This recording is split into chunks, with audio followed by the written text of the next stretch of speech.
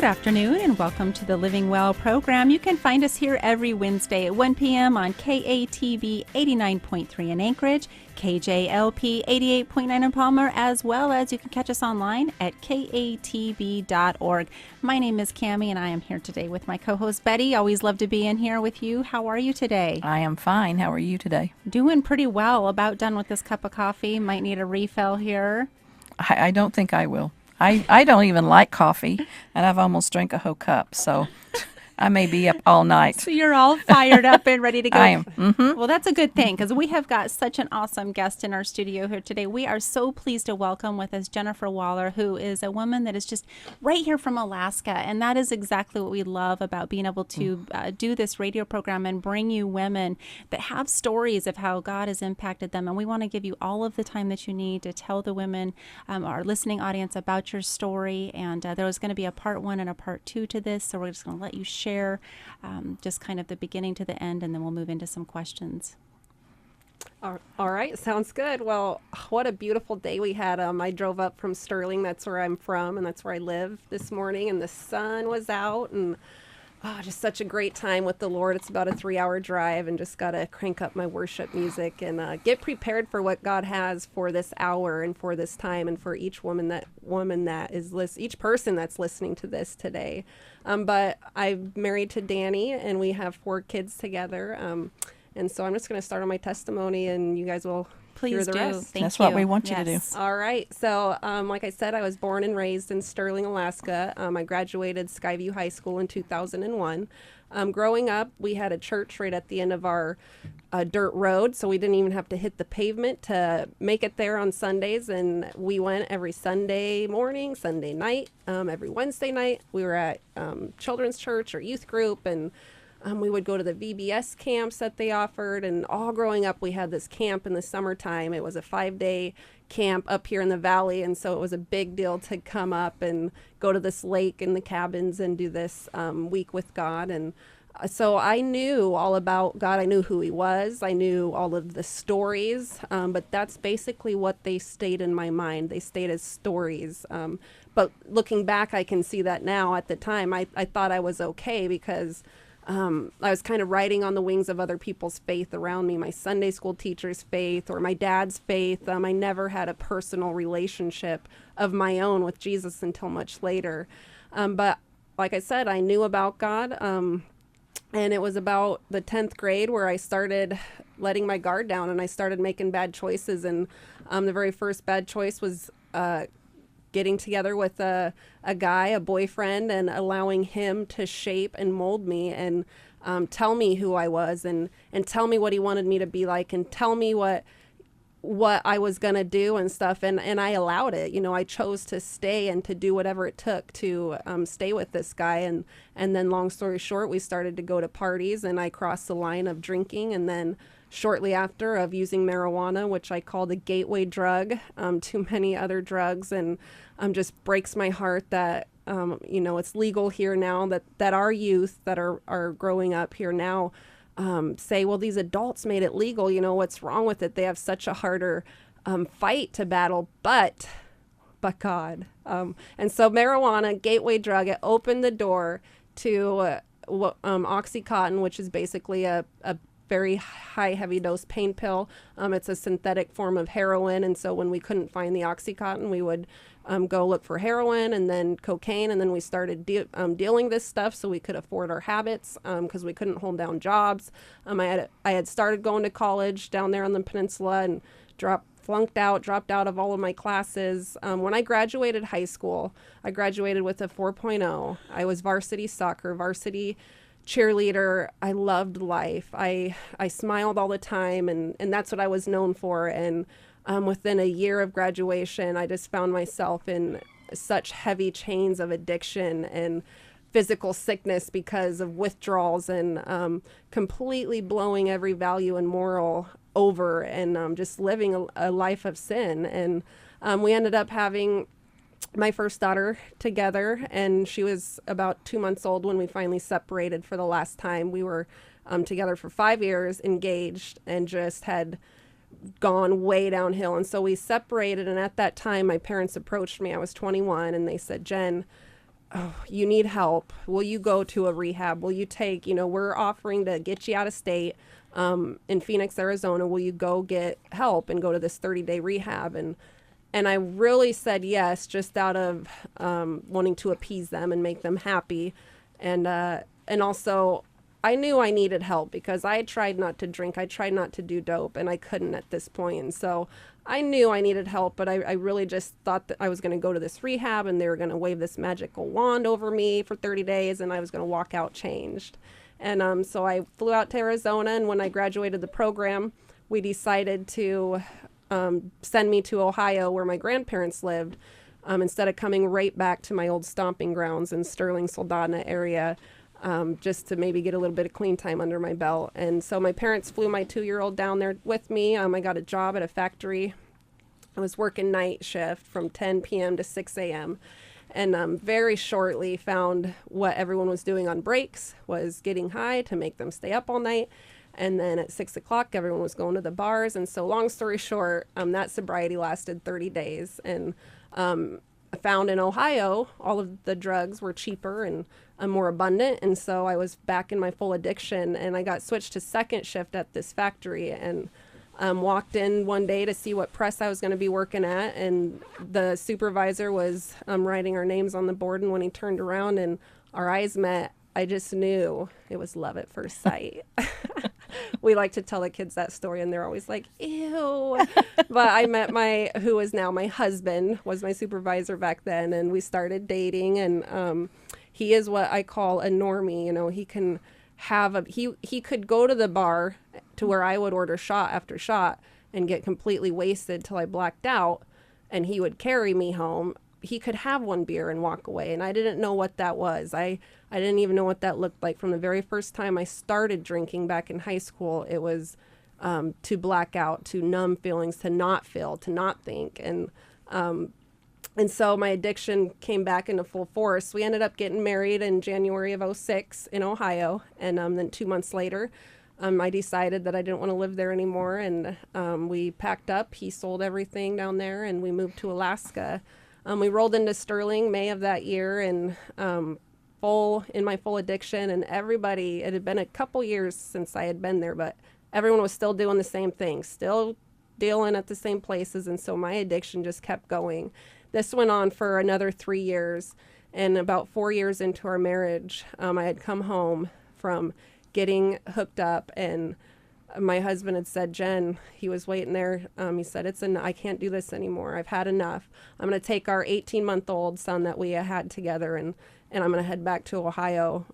He had a son when we had got married. My daughter was 2, and his son was 8 years old at the time. And he said, I'm going to go back and be with my family, because basically I was just running and gunning. I couldn't cook. I couldn't clean. I couldn't even function. So he was having to carry the weight of working full time, paying bills, and running a household with little kids, and wondering what his wife was doing. And so anyways, I said, wait, will you give me one more shot? I didn't want him to leave, but I also knew that I couldn't quit drinking on my own or smoking. And so he said yes. And so I decided to go to another rehab, and we've got Serenity House down on the peninsula there. And I got checked in there and went through the full cycle of 30 days inpatient there. And as I was there, my oldest sister would pick me up on Sundays and take me to church. And I remember the very first time of being sober, because mind you, this was about 7-8 years of straight addiction. The longest I had been sober in that long was the 30 days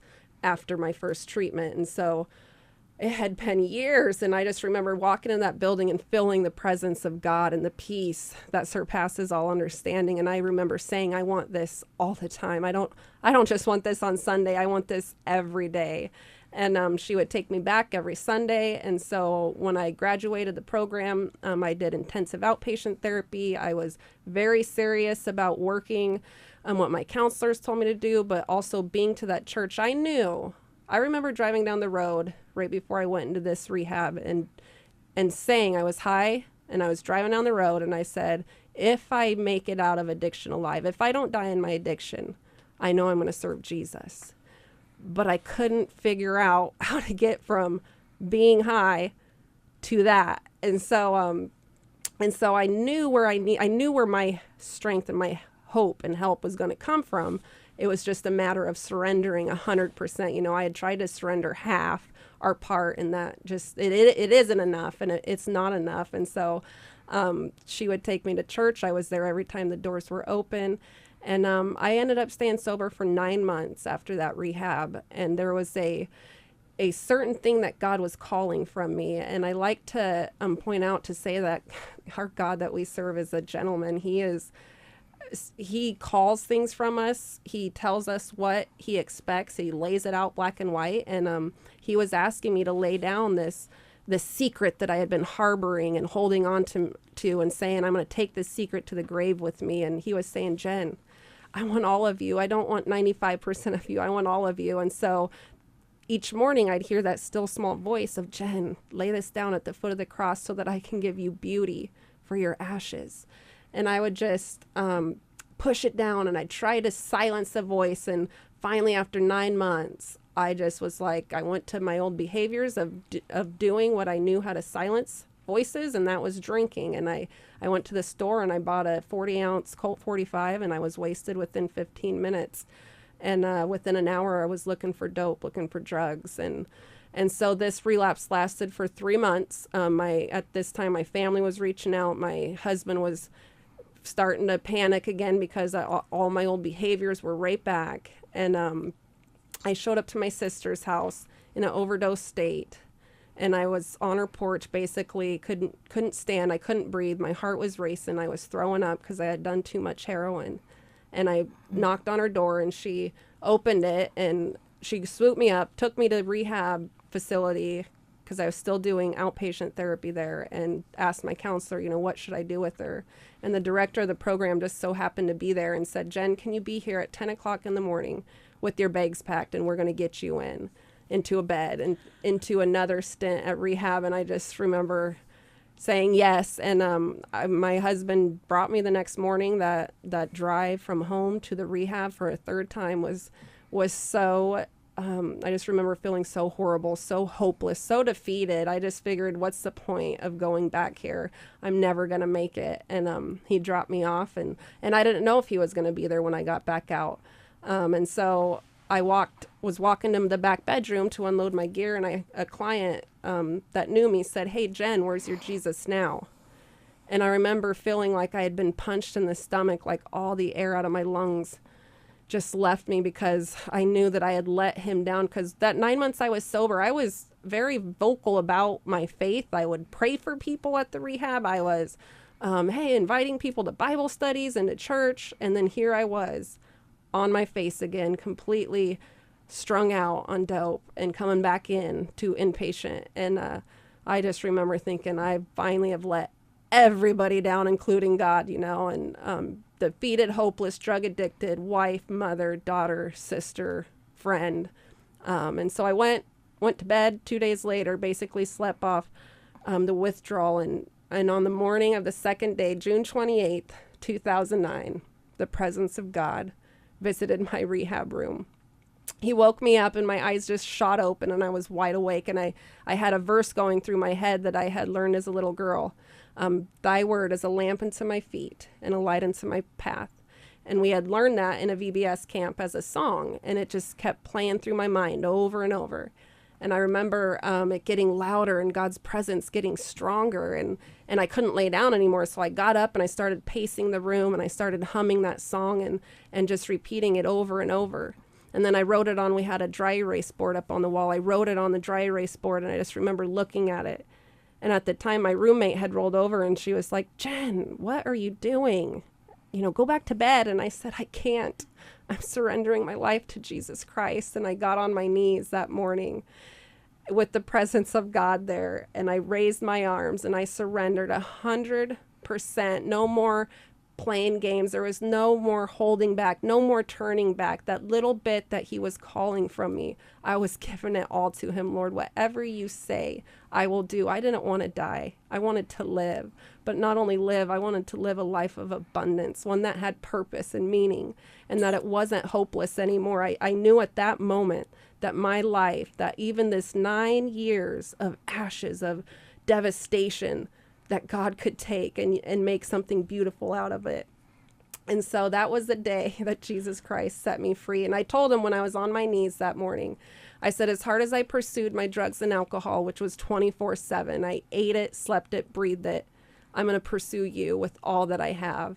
And with his strength, with the Holy Spirit living in me, I have been able to fulfill that promise and continue until the day I take my last breath. You know, I don't have to wake up in the morning and say, am I deciding today to follow? No, I decided that day to follow Jesus, and there is no turning back.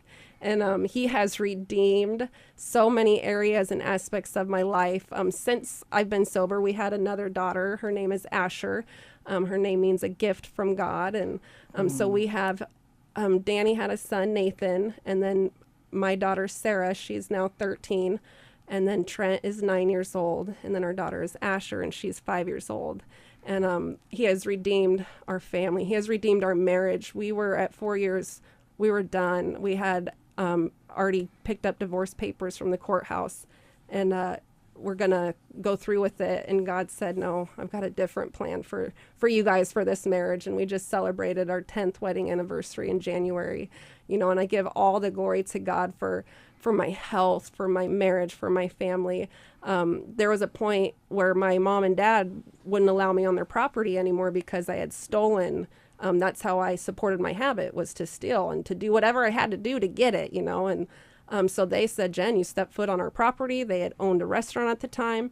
You step foot on there, we're going to have to call the cops. And so I wasn't even allowed on family property. And now just the redemption in that, you know, we only live about a mile apart, but me and my mom do prison ministry together. We get to go spread the gospel together after what the enemy had planned for evil.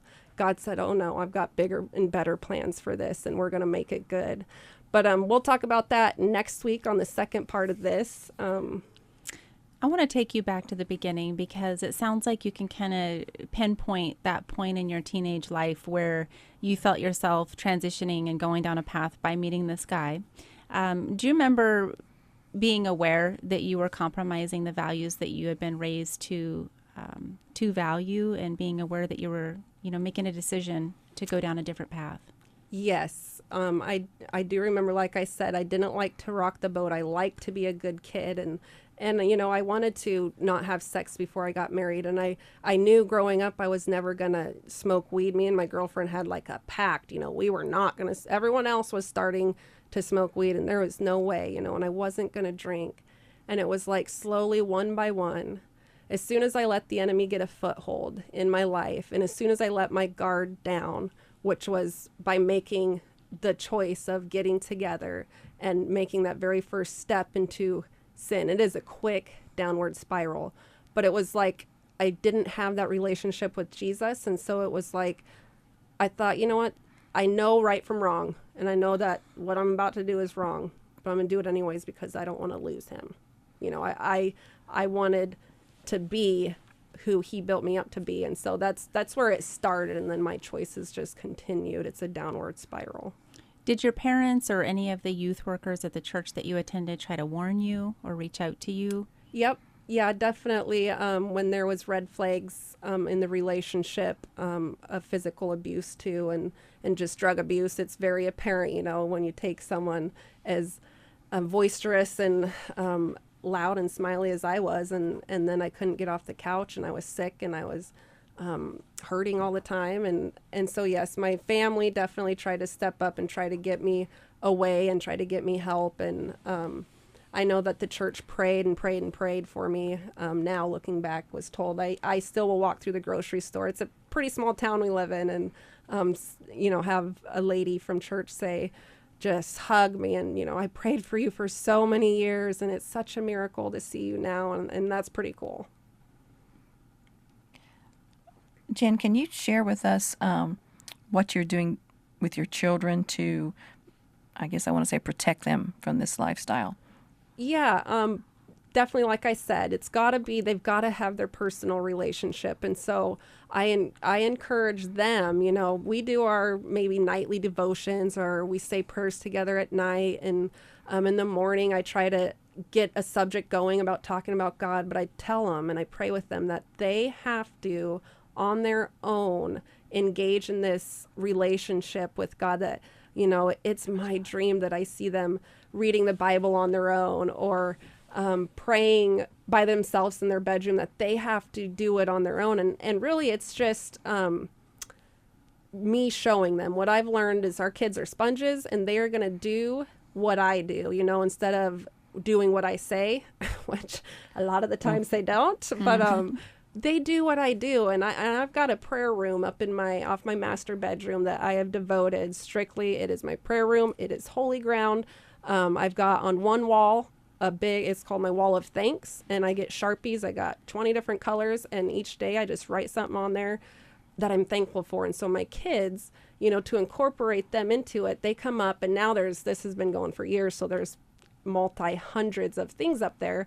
And so they'll sit in there, and they know when they're in the prayer room too, that they've got to be quiet, because that's usually where I'm doing a Bible study, or I'll just soak in God's presence, or I'm praying. And so I invite them in. Hey, I'm going up. And I don't even have to say that. If I'm in there, it's like magnets. They know, and they want to be in there, and they just lay on the floor and just soak. And so they'll look at the wall of thanks and try to come up with something, because now it's getting to the point where it's hard to come up with something because we've got so much up there, but it's a challenge for them. And then on one wall we have a prayer board of prayer requests, and it's at their height to where they hang up their prayer requests.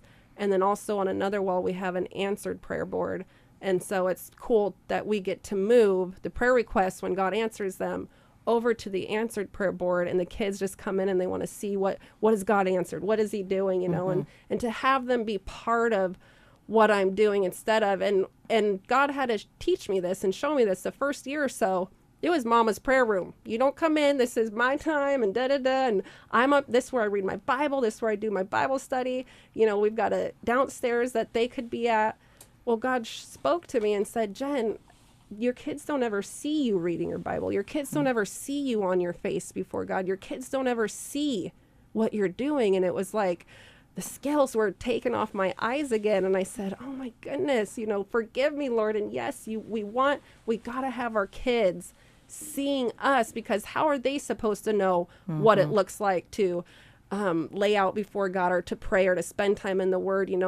What are they got to see Mama doing it. And so now it's very important to me that they see and are part of what I'm doing, and just pray over them. I pray over my daughter's shoes. She's in junior high now. Her shoes, Lord bless her feet where she goes. I pray over her pillow, over all my kids' pillows. Lord, when they lay their heads down at night, God, that you would speak to them in visions, Lord, that they would know that you're real. Pray over their rooms, and it's just, you just got to be proactive and give it to God, because ultimately they're God's children that he's trusted me with to just train up in the way that they should go.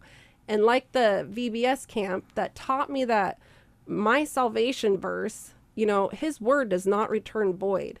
It was like 18 years later when that verse came back up that ultimately God used to save my life and set me free, that a VBS volunteer worker taught me as a little girl. Thy word is a lamp unto my feet and a light unto my path. Yes. And listening to your story, it's only through God's grace that you're still alive. Absolutely. I was in the hospital 5 different times. I had overdosed, different heart problems, and laying in the bottom of bathtubs and not thinking I was going to make it till morning. And absolutely God protected me and was with me. Looking back, I know he was with me every step of the way. Were you ever arrested? Were you ever put in jail? No, I wasn't. There was many times, 3 times in particular that I remember, that the cops came to either a scene or where we were at down a side road, dealing or doing, and they came and they would arrest people with me, and they would always give me my ID back, and I would go, and I would never got arrested. And I remember one time thinking, and I remember crying, I was the only one left, and I got to drive away as my friends are in the back of the cop car going to jail. And I remember crying and even saying to God, maybe if I get arrested, maybe then I can quit doing drugs. I thought that would be the only way that I would maybe quit doing drugs. And looking back now, we'll talk about this next week, but just the prison ministry that I'm involved with, had I been arrested, I wouldn't be probably where I am, where God has me today in that. You know, God has a bigger plan, a bigger picture, a bigger puzzle, and, you know, each day is just a piece, a part of that. I don't know how many times you've told your story, and you may sometimes get tired of telling it, but I have watched your video I don't know how many times, and I've heard you tell your story. I have yet to get tired of hearing it. Every time you say it, every time you tell it, I learn something new about you, but Yes. my favorite part is the redemption. Yes. I mean, your face and your voice just comes alive, and I love hearing how you give all the credit and all the glory to God. Yes. Absolutely. Absolutely. And that's where we're going to come back for part 2 next week. So we hope everybody listening today will join us again next Wednesday right here on KATB 89.3 in Anchorage, as well as KJLP 88.9 in Palmer. And you can also catch us online at katb.org next Wednesday at 1 p.m. right here on Living Well.